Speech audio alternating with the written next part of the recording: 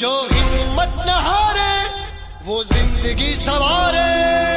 चल दिखा दे सारी दुनिया को तेरी सांसों में भी है आधी। आगे बढ़ा तू अपने कदम, आगे बढ़ा तू अपने कदम।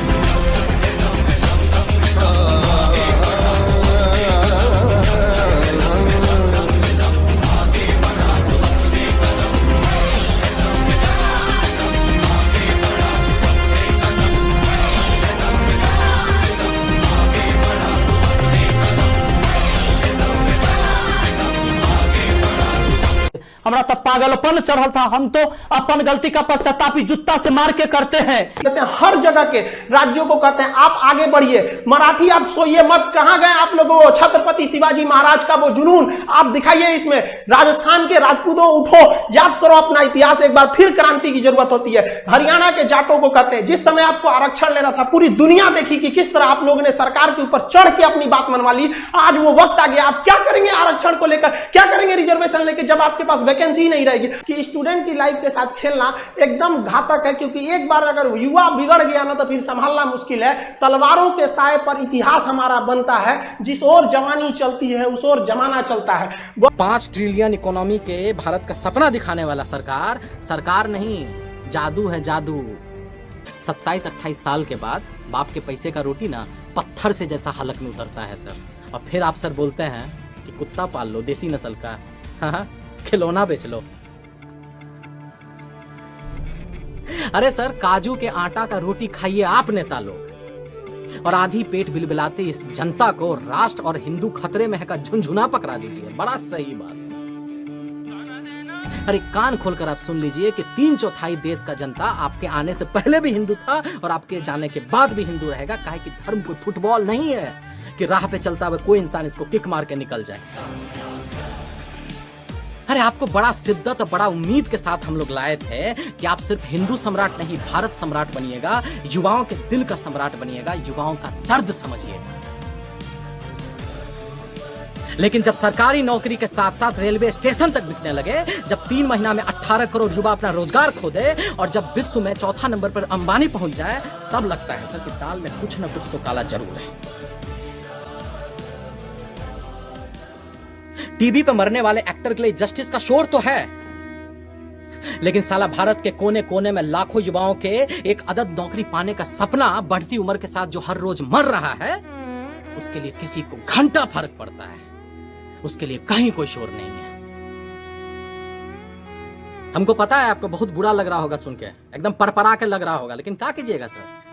अरे क्या कीजिएगा? जब पेट में भूख और आंख में बेरोजगारी का जलालत हो ना, तो मुझसे भजन नहीं गाली ही निकलता है। अरे जिस युवा ने आपको इतना प्यार दिया, जो आपकी लंबी गाड़ी और बढ़ी हुई दाढ़ी के सामने जो नतमस्तक हो गया, उसको आप पकौड़ा खिलौना बेचने का उससे भद्दा मजाक करते हैं आप। अरे आप तो गुजराती हैं ना सर, आपको तो पता होगा कि इस मुल्क में एक रेरी लगाने के लिए पुलिस वाले को कितना चंदा और हफ्ता देना पड़ता है, और तब आप बोलते हैं कि आत्मनिर्भर बनो। अरे रचाइए ढोंग, दिखाइए सपना। अरे आपसे पहले भी आया था वो तुगलक, जिसका सपना और नियत बहुत साफ था, लेकिन जमीन पर आते ही ना टै बोल जाता था। अब कमेंट सेक्शन में कुछ लोग हमको गाली देगा, एंटी नेशनल बोलेगा, देशद्रोही बोलेगा। बे बोलो, अगर साला अपने ही देश में, अपने आजाद मुल्क में, अपने प्रतिभा के दम पर अपने ही सरकार से सरकारी नौकरी मांगना गुनाह हो जाता है, एग्जाम का डेट का हिसाब मांगना गुनाह हो जाता है, तो हम हैं गुनहगार, और हम ऐसा गुनाह 1 नहीं 1000 बार करेंगे इस देश के युवाओं के लिए। तुम रहो अपने नेता का चाटने में, और इस देश को महान बनाने में हम इन युवाओं के साथ खड़े और युवाओं के साथ रहेंगे। जय बिहार। मेरे प्यारे दोस्त, आपके साथ धोखा हुआ है, और धोखा क्या कि ये सरकार निकम्मी है। और जितने भी सरकार के लोग इस वीडियो को देख रहे हैं, मैं साफ साफ और सीधे शब्दों में कहना चाहता हूं कि तुम्हारी सरकार निकम्मी है। देखिए सबसे बड़ा प्रॉब्लम क्या होता है ना कि सरकार की इच्छा शक्ति है या नहीं है। हम आपको 2019 का एग्जांपल देखिए, 2019 में 55 करोड़ लोगों ने वोट दिया। ये छोटा मोटा वोट नहीं था, 55 करोड़ लोगों ने वोट दिया। 1 लाख सेंटर बनाए गए वोटिंग डालने के लिए, विद पूरी सिक्योरिटी के साथ वोट डाला गया, सबका उनका पर्चा दिया गया, आप जाके वहां वोट डालिए। 55 करोड़ लोग का। लेकिन इस 2019 के इलेक्शन से जस्ट 1 महीना पहले मार्च 2019 में एक वैकेंसी निकाली गई, 90,000 रेलवे की वैकेंसी निकाली गई। लोगों को लगा कि ये वैकेंसी उनके भविष्य के लिए, लेकिन भविष्य के लिए नहीं था। ये इसलिए मार्च में निकाला गया था क्योंकि अप्रैल में इलेक्शन थे और इलेक्शन हो भी गया, 55 करोड़ लोग वोट भी दिए। अप्रैल में इलेक्शन चालू हुआ, मई में रिजल्ट आ गया, प्रधानमंत्री लोग बन गए, लोग सांसद बन के घुस गए, लोग संसद भवन के अंदर दिल्ली एकदम बढ़िया से ऐश से जी रहे हैं। लेकिन उसी वैकेंसी में इस 90,000 पोस्ट के लिए लगभग 3 करोड़ लोगों ने फॉर्म भरा था।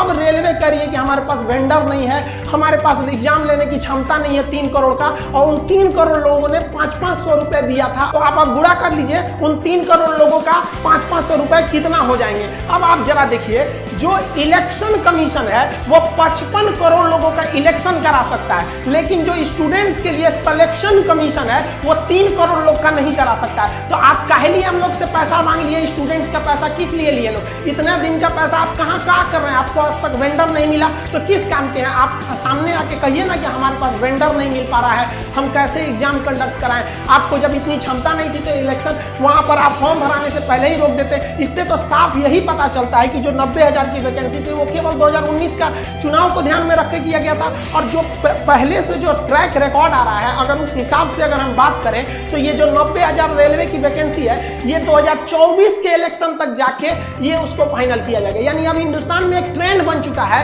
कि एक वैकेंसी से आप 2-2 ठो एकदम बढ़िया से चुनाव जीत सकते हैं। बिहार में भी देख लीजिए, पिछली दरोगा की वैकेंसी का एग्जाम कब होगा कोई पता नहीं, लेकिन नया वैकेंसी आ गया है। क्यों? क्योंकि बिहार में चुनाव आ गया है। अब पिछला क्लियर नहीं हुआ, ये कर लीजिए, ये वाली भी उम्मीद रखिए कम से कम 24 तक हो जाएगा। अब लड़का हम लोग से पूछता है कि सर आप पढ़ा दिए, सिलेबस कंप्लीट हो गया, ये बताइए सर जो पढ़ा रहे हैं हम लोग का एकदम मोटिवेशन गिर गया है, सर रिवीजन भी करने का मन नहीं करता है, ये सोच के कि एग्जाम होगा भी नहीं होगा। 2018 की सीजन की बात करते हैं।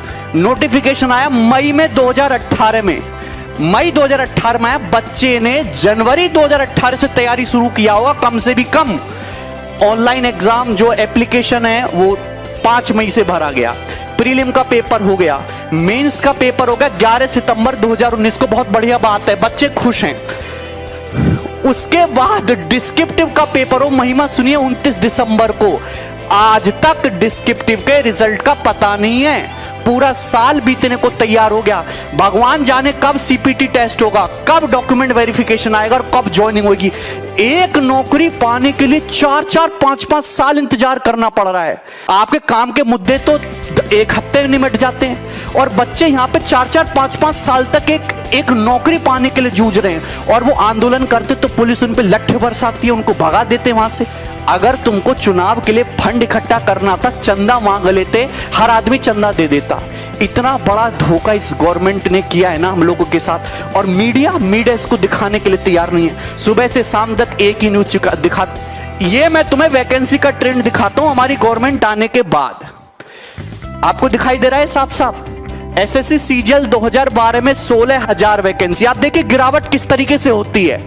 13 में 16,114, 2014 में आते ही 15,000, 2015 में 8500, 16 में 10,000, 17 में 8,000, 11,000 और ये 8,000। मतलब वैकेंसी आधी हो गई और एग्जाम क्लियर करने का समय दुगना हो गया। आईबीपीएस पीओ की वैकेंसी देखो 2013 से लेकर 2020 तक, अरे 21,000 वैकेंसी से 1,200 वैकेंसी तक गिर गए तुम। और लोग कहते हैं वाह मोदी जी वाह। हम नौकरी की बात करते हैं तो कुछ लोग कहते हैं, गवर्नमेंट के सपोर्टर कहते हैं, इस साल नौकरी मांग रहा है, ये एंटी नेशनल है, अर्बन नक्सल, इससे हिंदू खतरे में, इसको जेल में डालो।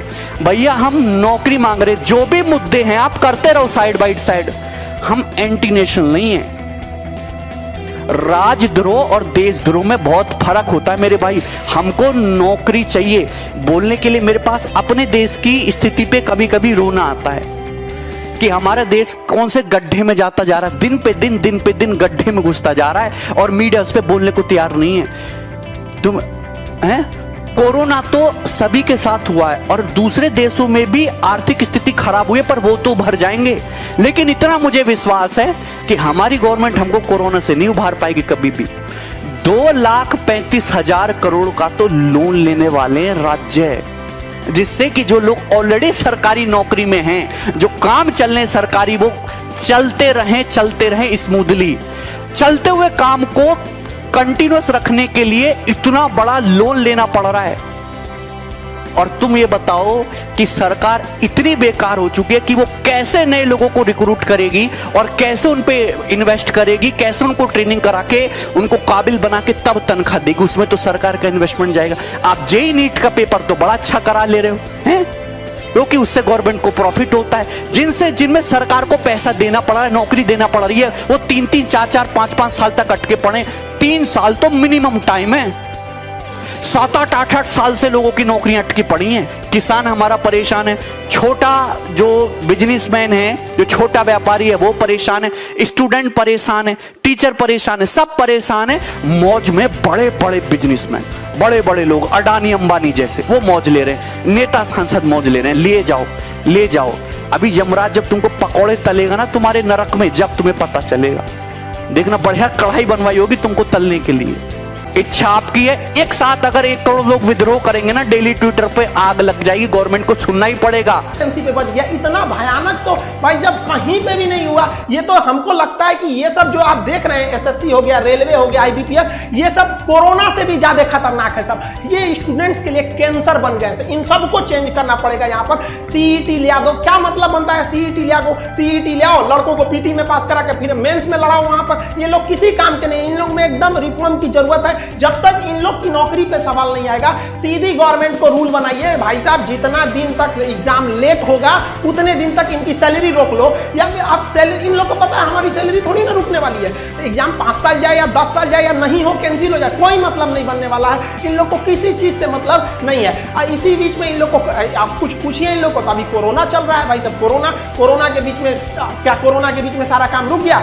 कोरोना के बीच में बड़े बड़े पॉलिटिशियन वाले काम हो गए सब। यहाँ पे लड़के ये प्रोटेस्ट कर रहे हैं, जेईई वाले, नीट वाले, कि भाई साहब हम लोग को क्यों जान लेना चाह रहे हैं? आप कोरोना के बाद एग्जाम ले लीजिएगा। नहीं, कोरोना के बीच में ही लेंगे। कोरोना तो चलता रहेगा, तो भाई साहब आप रिजल्ट भी दे दीजिए ना, कोरोना चलता रहेगा। इसमें इन लोग की सबको कोरोना दिखता है, जब रिजल्ट की बारी आ जाती है तब। हमारी मीडिया का तो पूछिए मत भाई, इन लोग का लेवल ही अलग है, ये नेक्स्ट लेवल पे है। अभी क्या चल रहा है, सुशांत सिंह का मैटर छोड़िए। देखिए आप देखिए, सुशांत सिंह के साथ सबकी भावनाएं जुड़ी है, सब चाहते हैं उन्हें इंसाफ मिले, और मिलेगा क्यों नहीं जब सीबीआई लग गई है। लेकिन अब मीडिया को वेट करना चाहिए भाई साहब, सीबीआई का रिजल्ट आ जाने दो, अपने पता चल जाएगा। चुनाव हुआ उसके 1 हफ्ता बाद एग्जिट पोल दिखाते हैं सब। यहाँ सीबीआई घुस गई है, सीबीआई से ज्यादा इन लोग की इंक्वायरी चल रही है। रिया चक्रवर्ती क्या की, महेश भट्ट क्या किए, कौन क्या किया, अरे भाई साहब इनके पीछे पड़ा है सब। अरे भाई क्या मतलब बनता है, मीडिया को सजा देना है, सीबीआई को जो मिलेगा सजा देगा। अभी ये न्यूज खत्म होगा कि भाभी जी अभी प्रेग्नेंट है, इन पे अब चलेगा कि अनुष्का शर्मा जी ने चटनी खाया है, मतलब बच्चा को छोटा विराट को मन कर रहा है चटनी खाने का, आज चाउमीन खाएंगी, यही सब चलेगा। देखिएगा कम से कम 3 महीना ये ब्रेकिंग न्यूज बनेगा। लेकिन बच्चा भूख से मर रहा है, स्टूडेंट बाढ़ में परेशान है, उसका कॉपी किताब बाढ़ में दह गया, इससे कोई दिक्कत नहीं है। स्टूडेंट भाड़ में जाए, मजदूर भाड़ में जाए, इससे कोई मतलब नहीं है। रिजल्ट आएंगे सबकी नई टाइम से, इनको मतलब नहीं है। लेकिन ये लोग ब्रेकिंग न्यूज बनाएंगे ऐसे, जो फिल्म इंडस्ट्री होते हैं, लेकिन जो विद्यार्थी है, जो इस देश का आगे का भविष्य, उनसे कोई मतलब नहीं है इन लोग को। देखिए युवाओं में जो एक गुस्सा था, वो गुस्सा धीरे धीरे एक बारूद बन गया, अचानक फूटा। वो कभी भी नरेंद्र मोदी जी को उम्मीद नहीं थी कि ये रिकॉर्ड बनाएंगे 3.5 लाख डिसलाइक का। हम लोग ये कल्पना नहीं किए थे कि इन्हें कमेंट ऑफ करना पड़ेगा। हालांकि मोदी जी के अक्सर वीडियोज में कमेंट ऑफ रहते हैं, ये मुद्दा नहीं है। लेकिन एक प्रधानमंत्री के वीडियो पे 3.5 लाख डिसलाइक चले जाना, और मतलब लाइक से 10 गुना डिसलाइक जाना, ये क्या मतलब बना रहे हैं? आप सड़क मूवी के ट्रेलर को पीछे करना चाह रहे हैं? अब समझ में आ रहा है आप लोग को, टाइम रहते सुधर जाना चाहिए किसी को भी, वरना अंग्रेजों ने भी यही गलती किया था। उन्होंने कहा था कि ये लाठी लेने वाला गांधी क्या करेगा, ये भगत सिंह क्या करेगा, खुदीराम बोस क्या करेंगे, क्या करेंगे लोग, पता चल गया क्या कर लेंगे। तो स्टूडेंट को अंडरटेकिंग नहीं लेना चाहिए कि भाई ये कुछ नहीं कर पाएगा। ये भी भाई कुछ भी कर सकता है। जिस तरह से आप इनके साथ खिलवाड़ कर रहे हैं, याद रखेंगे कि 24 में ये सब भी जाएंगे सब। और हर स्टेट वालों को कहते हैं कि भाई देखिए ये इलेक्शन का मुद्दा नहीं है, ना ही ये पॉलिटिशियन का मुद्दा है। मुद्दा ये है कि एसएससी, रेलवे, आईबीपीएस क्यों बर्बाद कर रही है। हम लोग गवर्नमेंट को केवल इसीलिए टारगेट कर रहे हैं क्योंकि ये संस्थाएं गवर्नमेंट के अंडर में काम करती है, वरना हम लोग को राजनीति से क्या मतलब है। टीचर अपने राजनीति से दूर रहता है, कोई इसमें भाग नहीं लेता है। लेकिन आज बताइए कौन सा टीचर बगावत करने के लिए नहीं उतरा है। अब टीचर उतरेगा तो स्टूडेंट उतर जाएगा। हम लोग के लिए सबसे बड़ा चीज होता है स्टूडेंट। पहले हमारे लिए स्टूडेंट है,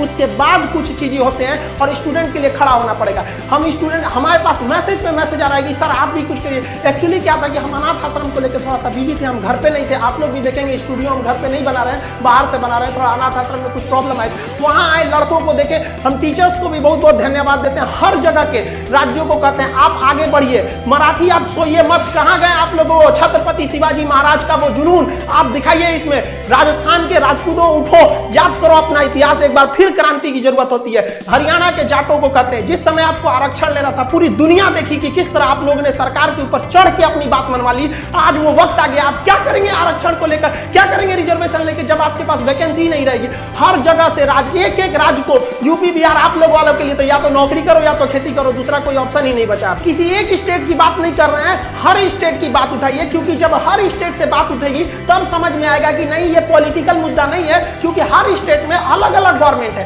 किसी एक जगह से अगर बात उठने लगेगी तो फिर इसे गवर्नमेंट कहेगी ये तो पॉलिटिकल स्टैंड है, ये किसी विपक्ष ने चालू किया होगा। लेकिन हर जगह से बात उठी। आप बताइए ना कौन सा स्टेट गवर्नमेंट है जो आपको टाइम से जॉब दे देता है, चाहे वो राजस्थान हो, गुजरात, महाराष्ट्र, मध्य प्रदेश, उत्तर यूपी, बिहार, झारखंड, सबका तो यही हाल है। बंगाल से लेकर कहीं भी किसको आप सही कहेंगे, किसको गलत कहेंगे। जब तक आप एक नहीं होंगे तब तक ये आपको बर्बाद करते रहेंगे सब। अगर आप गलती से बोल दिए ना हमें जॉब चाहिए, हम क्या चाहते हैं, हमको कुछ चाहिए, हमको बस लड़कों को जॉब दे दीजिए। भाई साहब उनका कितना बड़ा सपना होता है 30-40 हजार की नौकरी चाहिए, उन्हें नहीं चाहिए आपकी तरह हेलीकॉप्टर, प्लेन और संसद भवन का वो बिल्डिंग नहीं चाहिए। वो बेचारा खुश हो जाएगा, केवल 30 से 40 हजार की नौकरी में खुश हो जाएगा, वो बस उसको दे दीजिए, इससे ज्यादा नहीं चाहिए। अगर कहिए ना तो लोग कमेंट करते हैं कि पहले जनसंख्या कंट्रोल करो, एंटी नेशनल हो गया, तुम गवर्नमेंट के खिलाफ बोल रहा है। अरे भाई हम क्या खिलाफ बोल रहे हैं, गवर्नमेंट ने खुद बोला था 2 करोड़ नौकरी देंगे। 2014 से लेकर 2020 के बीच में अगर आप 6 साल के बीच में देखेंगे तो 12 करोड़ नौकरी देना चाहिए। हमको क्या लगता है गवर्नमेंट खुद नहीं कह सकती हम 12 करोड़ नौकरी दिए हैं। अगर गवर्नमेंट कहेगी ना अपने पुराना डाटा के हिसाब से कि हमने 2 करोड़ का वादा किया था, अगर केवल ये बात बोल देंगे ना तो इससे भयानक डिसलाइक चला जाएगा। अब हम क्या, भाई साहब जनसंख्या, हम मानते हैं जनसंख्या प्रॉब्लम है, तो गवर्नमेंट को किसने मना किया कि आप जनसंख्या के नियंत्रण का कानून मत लाइए।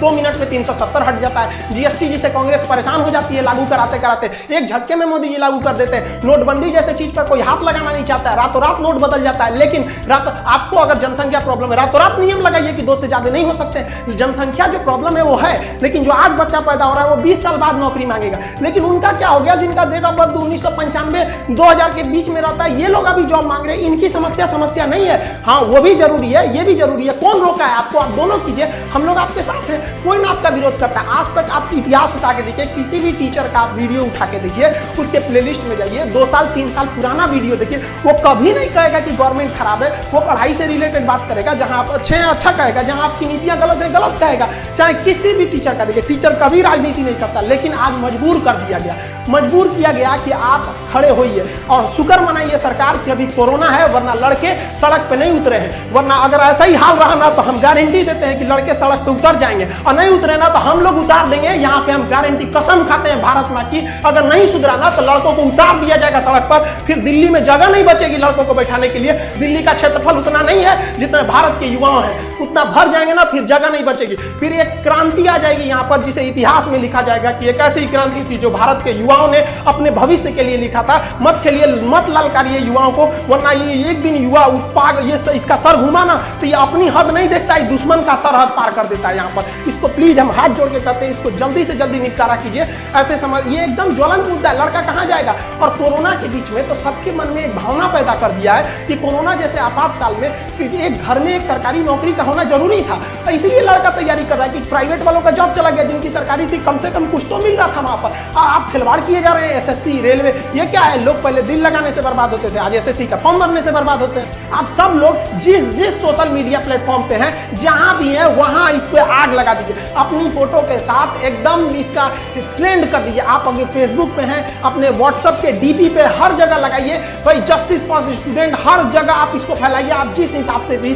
काम कर रहे हैं, अगर आप देखेंगे ट्विटर पे, तो ट्विटर पे आप हैशटैग इसको ट्रेंड कीजिए, speak for SSC and railway student, इसको हैशटैग में ट्रेंड कीजिए, ज्यादा से ज्यादा ट्रेंड कीजिए ताकि सरकार तक इसकी आवाज पहुंचे और इस सितम सितंबर में शिक्षक दिवस का ये महीना आता है, सितंबर में हर सोशल मीडिया पे एकदम वैसे ही वायरल कर दीजिए इस चीज को जिस तरह से विनोद वायरल हुआ था। यूट्यूब पर जिस तरह से मोदी जी को समझ में आ गया, ट्विटर पे भी समझ में आ जाए। कहीं ना कहीं हमको तो ये लगता है कि मोदी जी इतने समझदार हैं, ऐसा बेवकूफी क्यों कर रहे हैं? कोई ना कोई है जो बीच में उनको ये सब चीजें पहुंचने नहीं दे रहा है, वरना उनको क्या शौक लगा है किसी को बेरोजगार घुमाने का? और अगर ऐसा है तो भाई बीच वाला जो है उसको देखिए, वरना कौन आदमी दोष किसको देगा? अच्छाई होती है तो उन्हीं को कहेगा, गलत होगा तो उन्हीं को कहेगा। हम लोग भी अपनी आवाज दबने नहीं देंगे। और आप स्टूडेंट्स लोग के भी हाथ जोड़ के विनती है कि अपने आवाज को दबने मत दीजिए। आप अपने गार्जियन, गली मोहल्ला हर जगह पहुंचा दीजिए इस चीज को कि सरकार आपके साथ गलत कर रही है, चाहे वो किसी भी पार्टी की सरकार हो। हम किसी का नाम नहीं ले रहे हैं, ना ही हमें सरकार से कोई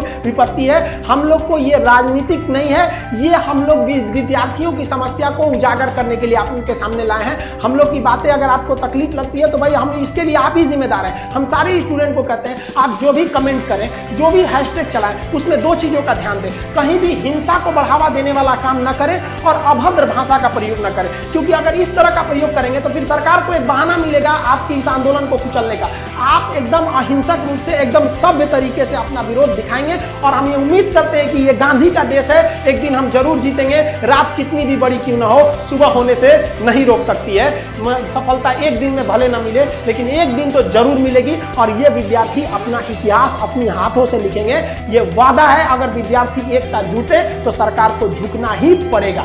रहेंगे कुछ नेता लोग, देखो हमारा कोई पार्टी या पॉलिटिक्स से कोई मतलब नहीं है। जैसा बीजेपी वैसा ही कांग्रेस, वैसा ही आरजेडी, वैसा ही जदयू, सबका हाल वही है। अगर कांग्रेस का हाल बेकार नहीं होता तो बीजेपी नहीं आता, और आरजेडी का बुरा हाल नहीं होता तो जदयू नहीं आता। सबका यही समस्या है। मुझे किसी पार्टी से मतलब नहीं है, लेकिन मुझे अपने आदरणीय प्रधानमंत्री नरेंद्र मोदी जी से मतलब है। ये छात्र ने आपको बनाया है, ये छात्र ने आपको जिताया है, और केवल आपको अपने मन की बात करने के लिए प्रधानमंत्री नहीं बनाया था।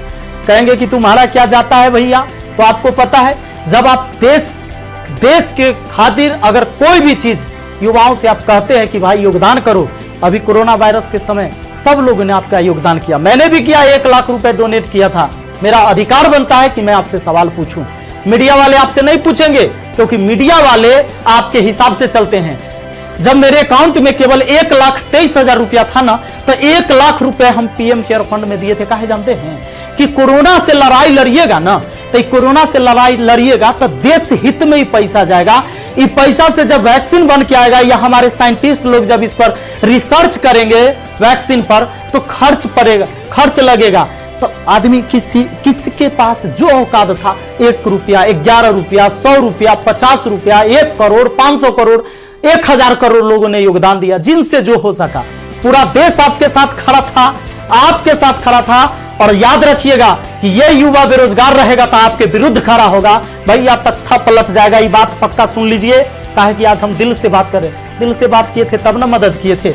अब देख लीजिए 30 मार्च को मैंने योगदान दिया था 1 करोड़ रुपए। हमारा तब पागलपन चढ़ल था। हम तो अपन गलती का पश्चाताप जूता से मार के करते हैं, लेकिन याद रखिएगा उस नेता को भी पड़ेगा जो वोट मांगने आएगा हमारे यहाँ।